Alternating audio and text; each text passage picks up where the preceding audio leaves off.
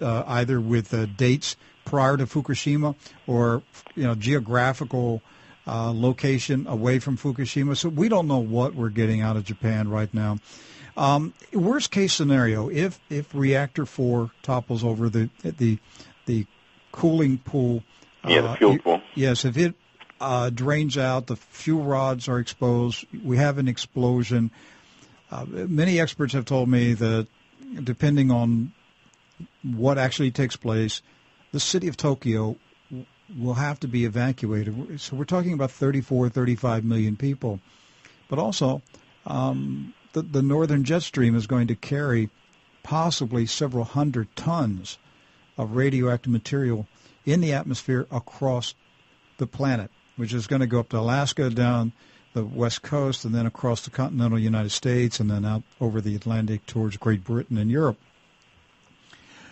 If that happens, if you wake up one morning, Dr. Miller, and you discover that reactor 4 exploded, what are you going to do?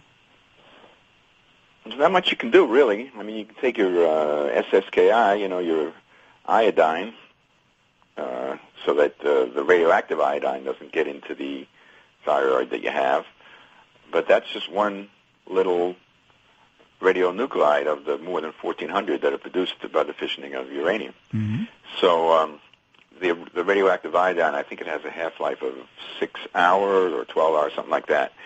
So actually, after a few days, that should be gone. But the other things that come across, of course, the most dangerous one is plutonium. And that one, it's just a millionth of a gram. It gets into your lung. That can cause a lung cancer. It usually takes 20 or 30 years to kill you.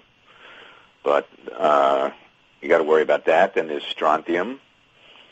That's taken up by the body like it's calcium, except it's not calcium. But it gets into your bones, and then it radiates the marrow.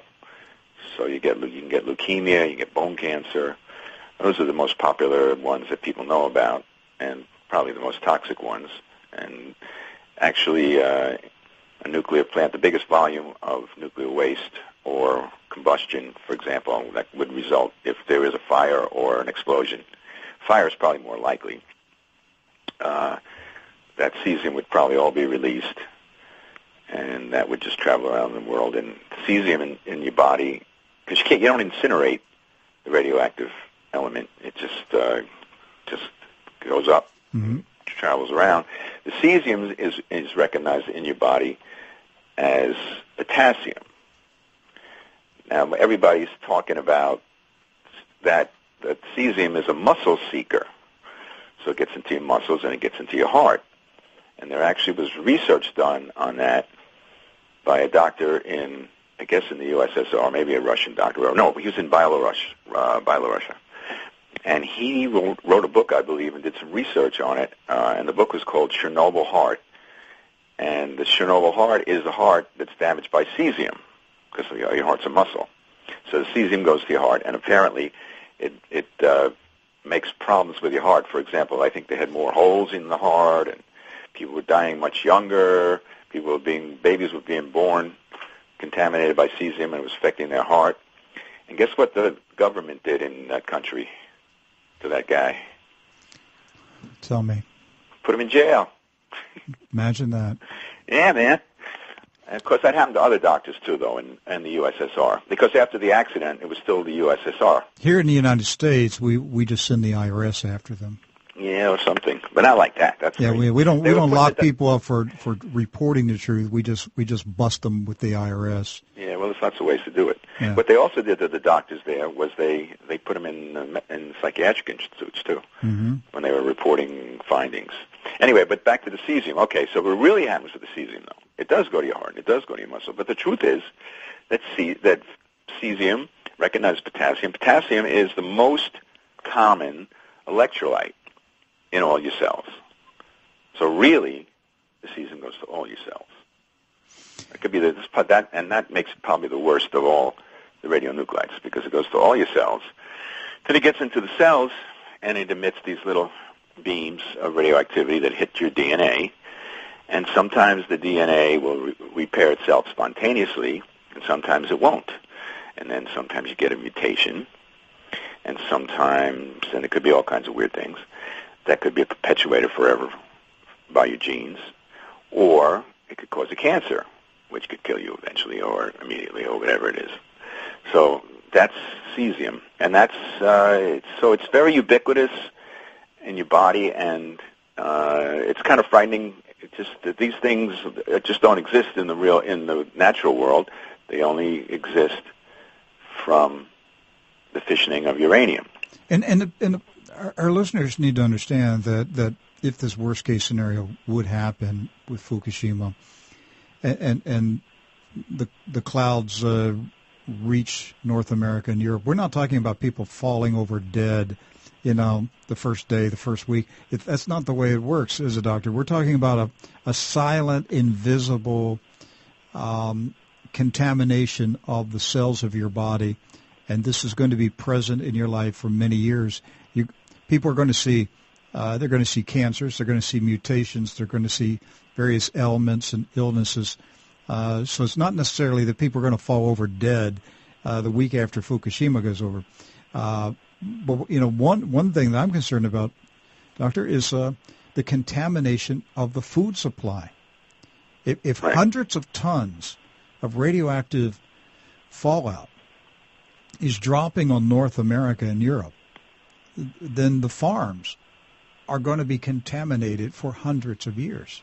Right. The cesium has a half-life of 30 years. So half of the radioactivity is still present after 30 years. And then it has a hazardous life. The hazardous life of any radionuclide is 10 to 20 times the half-life. So for cesium, that's 300 to 600 years. And 40% of nuclear waste, any nuclear waste or burning or whatever, is cesium. So more or less, you got 300 to 600 years of contamination that goes on from that.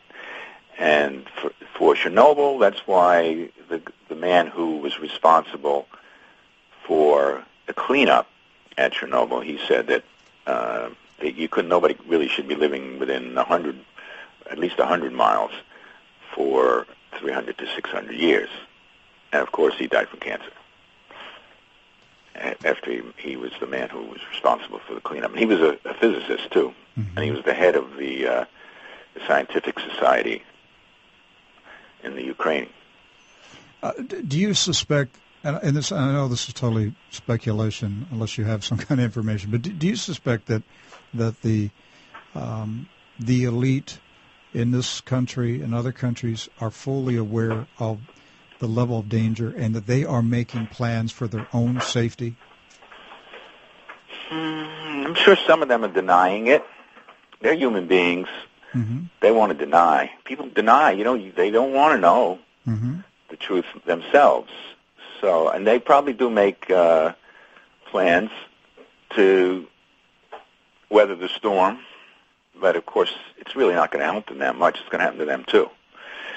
I don't know how much of a conspiracy it really is. I don't think anybody's trying to kill anybody or anything like that. Well, I don't think so either. But I just think that people, the whole debate about nuclear power or any major movement or technology is framed in the media, whichever way it is, and the debate is always skewed.